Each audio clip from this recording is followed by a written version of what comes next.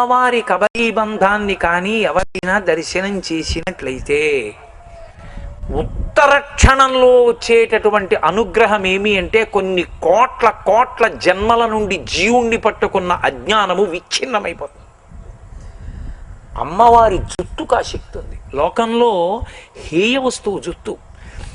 పెద్దలు ఎవరైనా భోజనం చేస్తున్నప్పుడు వెంట్రుకు వచ్చిందనుకోండి, ఇక తినకూడదు ముద్ద, వెంటనే ఉత్తరాపోసనం బట్టి వెళ్ళిపోవాలి అక్కడి నుంచి, తప్ప ఇక తినకూడదు. వెంట్రుకు వచ్చిందనుకోండి, పూజ చేసేటప్పుడు ఆ వెంట్రుకని తీస్తే స్నానం చేసి వచ్చి చెయ్యాలి. వెంట్రుకని అడ్డుపెట్టి ఆభిచార హోమం చేస్తారు.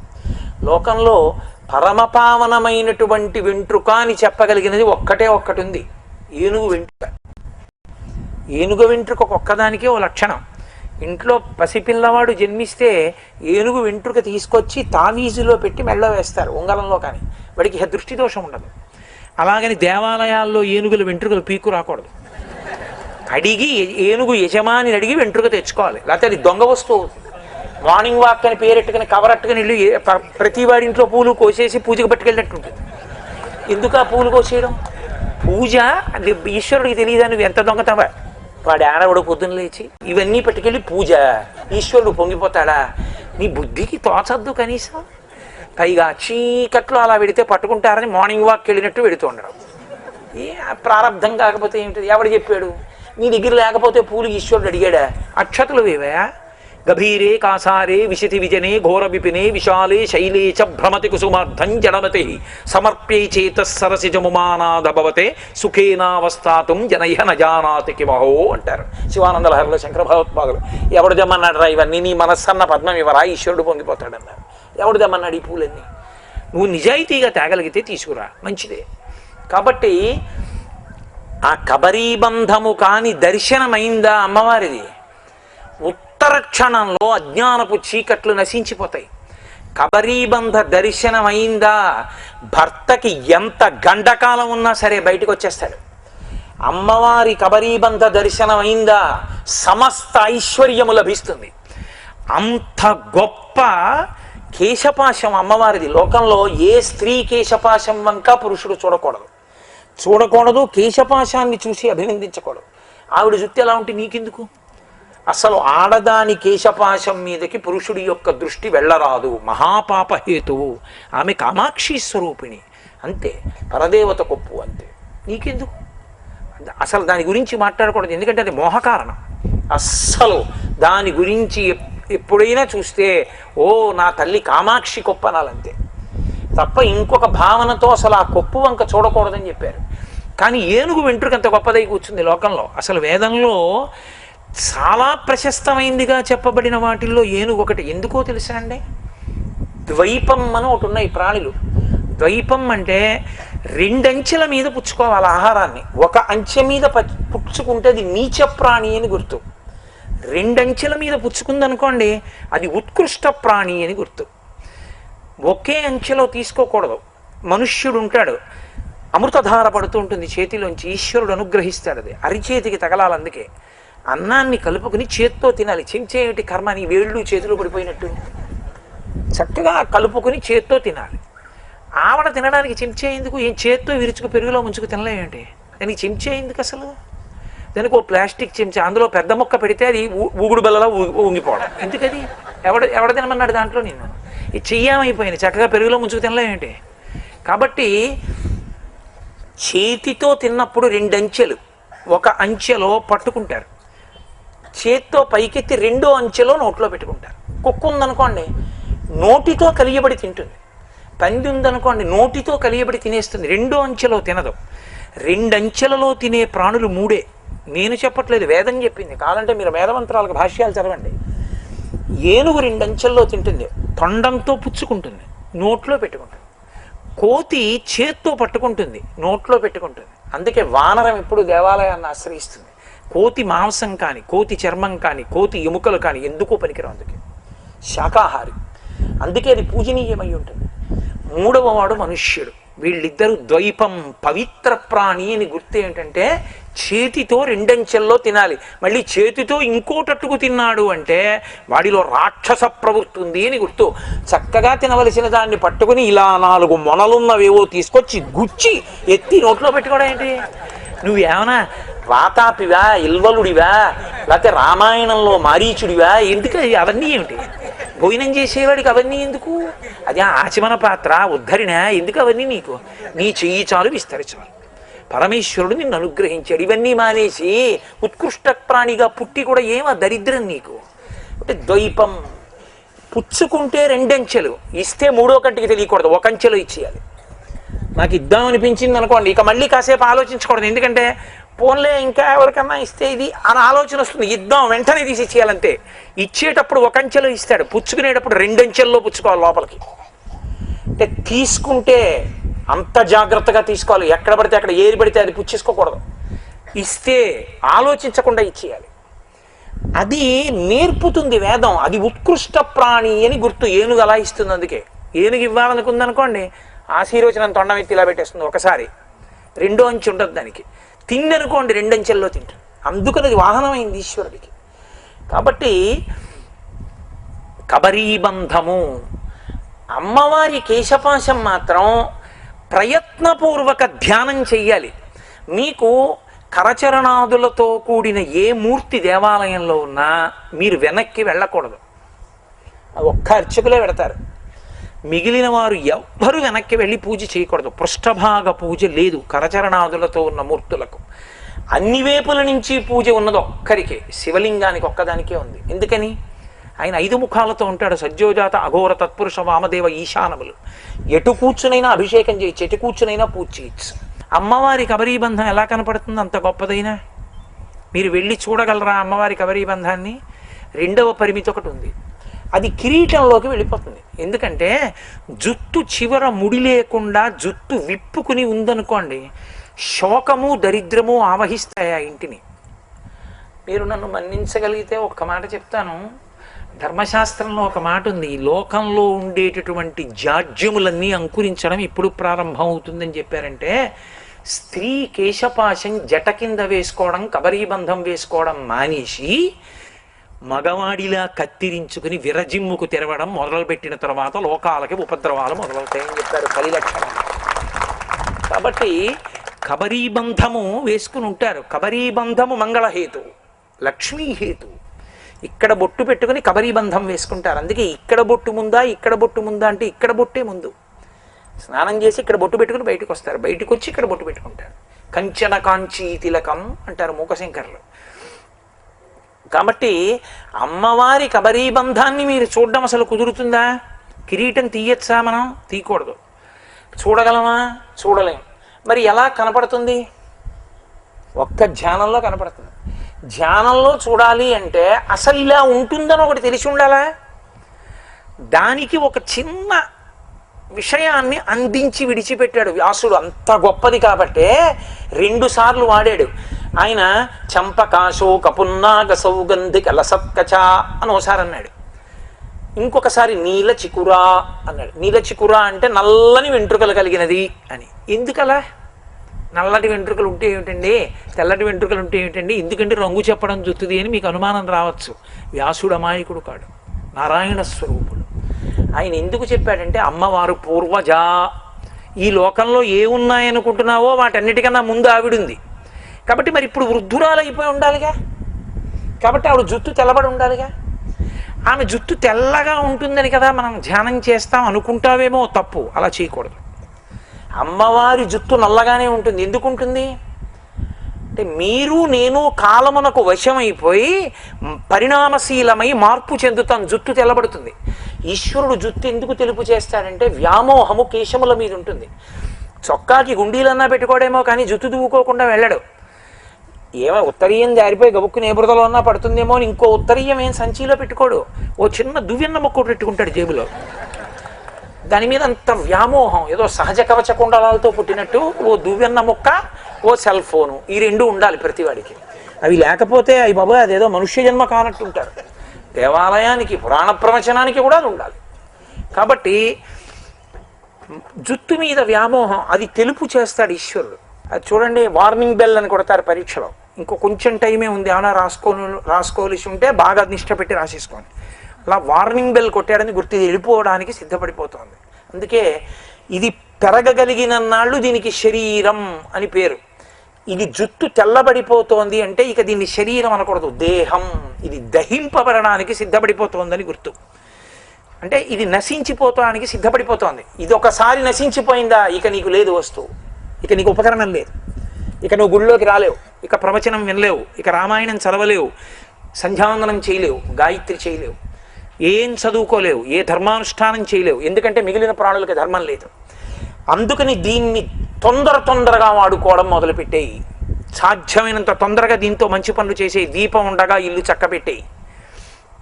వాడంటాడు, పెద్దవాడిని అయ్యాను ఎందుకండి ఇవన్నీ, ఇప్పుడు జారిపోతాను ఎక్కడో అక్కడ, టీవీ చూసుకుంటానంట. వాడి కర్మ, మనం ఏం చేస్తాం. కాబట్టి వార్ధక్యంబున మోహమూర్ఖతలచే, వాతాది రోగాలచే, వ్యర్థం వైజడు వాక్ప్రవాహములచే, వాత్సల్య చిత్తంబుచే, అర్ధజ్ఞానముచే, మహాభ్రమతచే, హాస్య ప్రసంగాలచే, స్వార్థం వై పరమార్థమై చెడుదురి స్వార్థ ప్రజలు శంకర అన్నాడు ఆయన. కాబట్టి అదో చాంచల్యం. వృద్ధాప్యం వచ్చేటప్పటికి చింత, చితి మీద పెడితే ఇది కాలిపోతుంది, చింత బతికున్నన్నాళ్ళు కాలుస్తుంది. కాబట్టి అదో ప్రమాదకరమైనటువంటి విశేషం. అమ్మవారి కబరీబంధ దర్శనం చేస్తే చింతలన్నీ కాలిపోతాయి. అందుకే అమ్మవారి కేశములు భారములు చాలా పెద్దది. అమ్మవారి కేశభారాన్ని చూస్తే మీ క్లేశభారం పోతుంది. అది దాని ఫలితం. ఏది క్లేశము? అన్నీ క్లేశములే. మనకి క్లేశము కాందే ఉంది. రేపు పంపు నీళ్లు రావు, చచ్చిపోయానండి అంటే. ఇప్పుడు మృత్యుదారు కుఠారిక అన్నిటికీ చచ్చిపోయానంటాడు. కరెంటు రేపు 6 గంటలు ఉండదు, చచ్చిపోయానండి అంటే. స్కూటర్ పంచర్ అయింది, చచ్చిపోయానండి అంటే. అన్నీ చచ్చిపోయాడు. ఎన్ని మాటలు చచ్చిపోయాడు. బతికేది తక్కువ, చచ్చిపోయేది ఎక్కువ. కాబట్టి a coward dies many times, a brave man dies only once అని ఏదో ఇంగ్లీష్లో ప్రొవెర్బ్. అలాగా ఎప్పుడూ చచ్చిపోతుంటాడు. ఈ స్థితి నుంచి విముక్తం చేయడం, ఈ క్లేశము అన్న మాట నుంచి ఉద్ధరిస్తుంది ఏది? ఆమె కేశభారము. ఆమె నీలచికురా. ఆమె జుట్టు తెల్లబడేది కాదు. ఎందుకని? ఆమె జుట్టు తెల్లబడింది అంటే ఆమె కాలమునకు లొంగిపోయింది అని గుర్తు. ఆమె ఎలా కాలమునకు లొంగుతుంది? అలా ఉండదు. ఎందుకని? ఆమెకి తాటంక యుగళీభూత తపనోడుపమండల. ఆమె యొక్క తాటంకములు సూర్యచంద్రులు. సూర్యచంద్రుల యొక్క గతిలో మనకి కాలం నడిచిపోతోంది. ఆయుర్నశ్యతి పశ్యతాం ప్రతిదినం యాతి క్షయం యవ్వనం ప్రత్యాయంతి గతాః పునర్న దివసాః కాలో జగద్భక్షక లక్ష్మీస్తోయ తరంగభంగ చపలా విద్యుచ్చలం జీవితం తస్మాన్ మాం శరణాగతిం కరుణయా త్వం రక్ష రక్షాదునా అంటారు శంకర భగవత్పాదులు. ఆయుర్నశ్యతి పశ్యతాం ప్రతిదినం యాతి క్షయం యవ్వనం. కాలము ప్రతి నిమిషం గడిచిపోతోందంటే మృత్యువు దగ్గరికి వెళ్ళిపోతున్నాడని గుర్తు. ప్రత్యాయంతి గతాః పునర్న దివసాః కాలో జగద్భక్షక. సూర్యోదయం అయింది అంటే అయిపోయింది కొంత జీవితం, సూర్యాస్తమయమైంది అయిపోయింది. కాలము రూపములో ఈశ్వరుడు ఆయుర్దాయాన్ని గ్రసించేస్తున్నాడు. మృత్యువుకి దగ్గరైపోతున్నాడు మనిషి. ఈ అయిపోయే కాలమునందు వశపడి ఉన్నాడు. అందుకే జగత్ అంటారు. జాయతే గచ్చతే ఇది జగత్. వచ్చి వెళ్ళిపోతుంటుంది తెర మీద బొమ్మల. డేట్ ఆఫ్ బర్త్ ఉందంటే డేట్ ఆఫ్ డెత్ ఉందని గుర్తు. అది ఉండేది కాదు, వెళ్ళిపోతుందని గుర్తు. ఉండేది కాదు, వెళ్ళిపోయే దానితో ఎప్పుడూ ఉండే వస్తువుని పట్టుకోవాలి. అందుకనే ఋతువంతమనందుండి సత్యమును పట్టుకోవాలి. ఏది వెళ్ళిపోతుందో దాని యందు ఉండాలి. ఉండి వెళ్ళిపోని దాన్ని పట్టుకోవాలి, తెలుసుకోవాలి. అందుకే బ్రాహ్మణుడు భోజనం చేస్తే కలియబడి తినకూడదు. అన్నీ వడ్డించే వరకు ఆగి అన్నీ వేసేసారా అండి అని అనకూడదు. వాళ్ళకి మొహమాటంగా ఉంటుంది. అన్నీ అంటే ఇంకా ఏమైనా పాపం చేయాలనుకుంటున్నాడేమో అని. అన్నీ వేసేసామని గుర్తు ఏమిటంటే కొద్దిగా నెయ్యి అవికరిస్తారు, నెయ్యి వేస్తారు. నెయ్యి వేస్తే అయ్యా మేము వండినవన్నీ మీకు పెట్టాము. బ్రాహ్మణుడు అంటే తృప్తి. కాబట్టి పరిశేచనం చేసి ఒక మాట అంటాడు. భోజనం అంతా అయిపోయాక నీటిధార తిప్పి సత్యం తత్తేన పరీక్షించామి అంటాడు. అంటే సత్యము ఋతమగుగాక. రాత్రి తింటే ఇలా తిప్పుతాడు. తిప్పి ఋతం త్వా సత్యేన పరీక్షించామి అంటాడు. ఋతము సత్యమగుగాక. ఇది ఋతుమంతం. అసత్యమైన ఇందులో ఉండి సత్యాన్ని తెలుసుకోవాలి. అందుకు నేను తినే అన్నం పనికి రావాలి. అందులో 6వ వంతు మనసై, ఆ 6వ వంతు మనసైన అన్నము నన్ను ధర్మం వైపుకి నడిపించాలని కోరుకుని శాశ్వతత్వాన్ని పొందడానికి ప్రయత్నిస్తాడు. ఆవిడికి సూర్యచంద్రుడు తాటంకములు కాబట్టి ఆవిడ ఎందుకు లొంగుతుంది? ఆవిడికి ఆభరణాలు సూర్యచంద్రుడు. అందుకని కాలమునకు ఆవిడ వశపడదు, కాలము ఆమెకి వశపడుతుంది. ఆవిడ కన్ను మూస్తే లోకాలు ప్రళయం, ఆవిడ కన్ను తెరిస్తే లోకాలన్నీ ఉత్పాదనమవుతాయి. అయినప్పుడు ఇంకా ఆవిడ ఎందుకు వశపడుతుంది? అందుకే నిత్య యవ్వన మదశాలిని మదఘూర్ణిత రక్తాక్షి మదపాట లగండభూ. అంటే ఆవిడ శాశ్వతి, శాశ్వతైశ్వర్య. ఆమె ఒకనాడు ఉండి ఒకనాడు లేనిది కాదు, కాలమునకు వశపడేది కాదు, ఎప్పుడూ ఉంటుంది ఆవిడ. కాబట్టి ఆవిడ నిత్య యవ్వన, ఆవిడికి వార్ధక్యం రాదు. అందుకే ఆవిడ బాల, ఆవిడ బాల. ఆవిడే కన్యాకుమారి, ఆవిడే సువాసిని, ఆవిడే శ్రీమాత, అన్నీ ఆవిడే. ఎందుకని? ఎప్పుడెప్పుడు ఆవిడ ఎవరికి ఏ అనుగ్రహం చెయ్యాలనుకుందో అప్పుడప్పుడు అలా కూర్చుంటుంది. ఆయనకి ఇల్లాలు, పరమేశ్వరుడికి, మనకి కన్న తల్లి. అందుకే ఆవిడని అమ్మగా భావన చేసిన వాడికి అన్నానికి లోటు ఉండదు, ఆవిడ ఆదుకుంటుంది. శివుడికి కోపం వస్తుందేమో, అన్నం పెట్టి దెబ్బలాడుతుంది తప్ప అన్నం పెట్టకుండా దెబ్బలాడదు ఆవిడ. అందుకే మీరు కాశీఖండం చదివితే శ్రీనాథుడిది కాశీఖండంలో ఒక చిత్రమైన విషయం ఉంటుంది. వ్యాసుడికి కాశీపట్టణం మీద కోపం వచ్చి నీళ్లు తీసుకుని శపించబోయాడు కాశీపట్టణాన్ని. పరమశివుడు త్రిశూలం పెట్టి పొడి చేస్తాడు. ఎందుకంటే కాశీ భార్య స్థాయి, అంత ప్రీతి శివుడికి. వెంటనే పరీక్షించాలనుకున్నాడు వ్యాసుణ్ణి. ఇంత వ్యాసుడు ఆకలికి లొంగిపోతే కాశీని శపించబోయాడు. అమ్మవారు గబగబా బయటికి వచ్చింది, అన్నపూర్ణ బయటికి వచ్చి ఎక్కడో ఉండి వ్యాసుడు అంత దూరంలో నిలబడి కమండలంలో నీళ్లు చేతిలో పోసుకుంటున్నాడు. అబ్బా, శ్రీనాథుడి నోటి వెంట పడింది పద్యం. ఆయన కలంలోంచి ఆయన అన్నాడు, వేద పురాణ శాస్త్ర పదవీ నదవీయసి అయిన పెద్ద ముత్తైదువా, కాశికానగర హాటకపీఠ శిఖాదిరూఢ, అయ్యాదిమశక్తి సంయమీవరా ఇటు రమ్మని హస్త సంజ్ఞ వీచే అత్యదరలీల రత్న కటకాభరణములు గల్లు గల్లనన్ అన్నాడు. అది పరదేవత తత్వం అర్థం అవడం అంటే అందుకో మహానుభావుడు శ్రీనాథుడు అయ్యాడు. కాబట్టి ఆయన అన్నాడు, ఆ వ్యాసుణ్ణి చూసి ఆవిడ వెంటనే అయ్యో ఆకలితో గాడి తప్పిపోయాటరా అని పైకొచ్చి ఆవిడంది, వేద పురాణ శాస్త్ర పదవీ నదవీయసి అయిన పెద్ద ముత్తైదువా. ఆవిడ ముత్తైదువతనానికి లోటు వచ్చేది కాదు. ఆవిడంత పెద్ద ముత్తైదువ లోకంలో ఇంకోటి లేదు, ఎప్పటి నుంచి ఉన్నదో. అందుకే పోతన గారు పొంగిపోయి, అమ్మలగన్నయమ్మ ముగురమ్మల మూల పుటమ్మ చాలా పెద్దమ్మ సురారులమ్మ కడుపారడి బుచ్చినయమ్మ తన్ను లూనమ్మిన వెల్పుటమ్మల మనంబున ఉండెడి అమ్మ దుర్గమాయమ్మ కృపాబ్ధినిచ్చుట మహత్వ కవిత్వ పటుత్వ సంపదల్ అంటారు. కాబట్టి ఆ తల్లి పెద్ద ముత్తైదువ, కాశికానగర హాటకపీఠ శిఖాదిరూఢ, అయ్యాదిమశక్తి అన్నారు. ఆదిశక్తి, ఆమెయే మొట్టమొదటి నుండి ఉన్న శక్తి స్వరూపం. ఆ తల్లి సంయమీవరా అని ఇలా చెయ్యెత్తింది, ఎత్తి ఇలా రమ్మని, ఇటు రమ్మని హస్త సంజ్ఞ వీచే ఇలా రా అంది.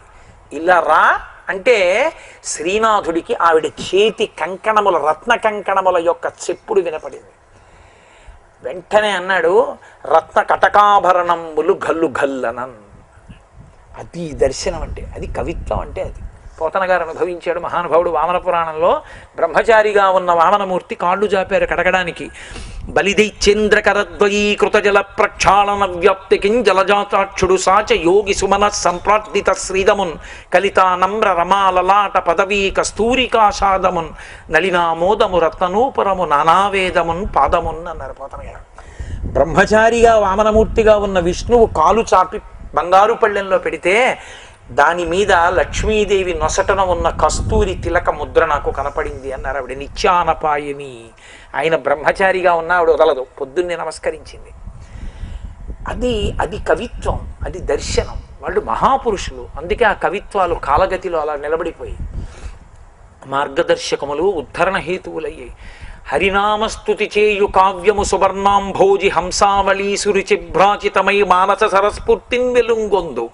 హరినామస్తుతి లేని కావ్యము విచిత్రధన్వితంబయ్యు శ్రీకరమయ్యుండ దయోగ దుర్మదన కాకోల కర్తాకృతిన్ అంటారు పోతన గారు. భగవన్నామం లేని కవిత్వం ఎంత గొప్పదైనా కావచ్చు, ఇంత గొప్పగానైనా చెప్పి ఉండవచ్చు. కానీ అది ప్రతిరోజు చదువుకున్నట్లుగా భగవన్నామ స్థుతి పూర్ణంగా లేనటువంటివి చెప్పబడవు, చదువుకోరు. రాశారు. ఆయన కవిత్వాల్ని తక్కువ పట్టట్లేదు. మహానుభావులు గొప్ప గొప్ప రచనలు చేశారు.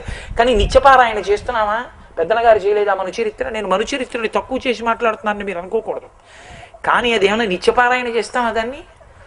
శ్రీమదాంధ్ర కవితా పితామహ పంకజాక్ష పాదాంబుజాధీరమానసిందిందిరనందవరవర వంశోత్తం చటకోపతాప ప్రసాదాదితా సాధిత చతుర్విధ కవితామ తల్లి కల్లసాని చొక్కయామాచ్యపుత్ర పెద్దనార్య ప్రణీతంబైన స్వారోచిషమను సంభవంబను మహాప్రబంధంబు అని రాసుకున్నాడు. ఏది భాగవతం నిత్యపారాయణ. ఏది భగవత్ స్పర్శతో ఉంటుందో అది నిత్యపారాయణ. నేను తక్కువ మాత్రం చేయట్లేదు మనుచరిత్రని. మహాద్భుతమైన ప్రబంధం, తెలుగు భాషలోనే మొట్టమొదటి ప్రబంధం. అంత గొప్ప పద్యం పెద్దనగారికి కాబట్టి పడింది. అటజని కంచ భూమి చురుడంబర చుంబి శిరస్సరజ్జరీ పటల ముహుర్ముహుర్లుటద భంగ తరంగ మృదంగ నిస్వన స్ఫుటనట నానుకూల పరిపుల్ల కలాప కలాపిజాలమున్ గటక చరత్కరేణుకర కంపిత సాలము శితశైలమున్ అనాలంటే ఆయనకే చెల్లి. పెద్దనగారు మహానుభావుడు. కానీ భగవత్ స్పర్శ. కాబట్టి అమ్మవారి కబరీబంధం మళ్ళీ వస్తూ ఉండండి.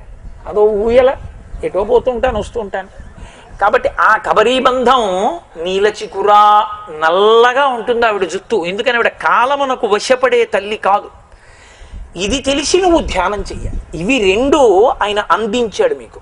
ఎందుకని మీ ఇష్టం వచ్చినట్టు ధ్యానం చేసేస్తారేమో. లలితా సహస్రంలో ఏదైనా మళ్ళీ తిరిగింది అంటే అతి పవిత్రము అని గుర్తు. చాలా జాగ్రత్తగా అర్థం చేసుకుని చూడు సుమా. నీ ఇష్టం వచ్చినట్లు చూడకూడదని గుర్తు.